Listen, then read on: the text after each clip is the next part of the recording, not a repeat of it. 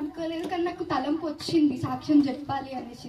సాక్ష్యం అంటేనే దేవుడి ద్వారా చూచినవి అనుభవించినవి చెప్తాయి. నేను అనుభవించిన దాన్ని చెప్పాలనుకుంటున్నాను.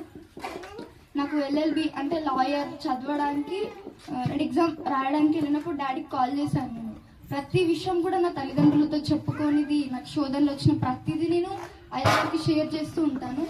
నాకు తోడుండి నాకు ప్రోత్సహించి ప్రతి విషయంలో నాకు ప్రార్థించి నా స్థితిని మారుస్తాడు. మళ్ళీ అలాగే ఎల్ఎల్బి ఎగ్జామ్ రాయడానికి వెళ్ళినప్పుడు అన్నకు ప్రే చేయమని కాల్ చేశాను.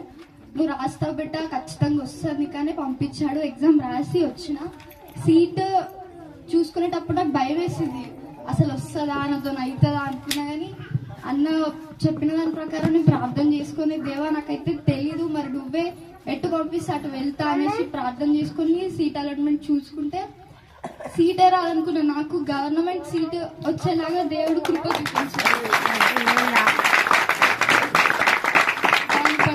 సాక్ష్యం చెప్పాలని అనుకున్నాను, ఇక్కడికి వచ్చాను. అదేవిధంగా నేను నిన్ననే రక్షణ పొందుకున్నాను. నాకు సీట్ వచ్చింది ఏదో ఉన్నతమైన స్థానంలో నన్ను దేవుడు ఉంచుతాడు అని కాదు. నేను ఎప్పటి నుండో సిద్ధపడ్డాను, బాప్తిసం తీసుకోవాలి, నా కుటుంబాన్ని మార్చాలి అనేసి. నిన్ననే బాప్తిసం తీసుకున్నాను. నా తల్లిదండ్రులు వద్దు, నువ్వు యవ్వన కాలంలో నువ్వు పడిపోతావు అంటే కూడా నేను వినలేదు అస్సలు. ఆగు అని అంటే వారం రోజులు టైం ఉంది కదా ఇంకా అనేసి ప్రార్థన చేశాను. ఉపవాసం ఉండి, దేవుడు వీళ్ళైతే అడ్డుపడుతున్నారు, నీ చిత్తం అయితే నన్ను పంపించు అని ప్రార్థన చేశాను. దేవుడు నన్ను గొప్పగా ఈరోజు ఇక్కడ నిలబెట్టాడు. దేవునికి మహిమ కలుగును గాక.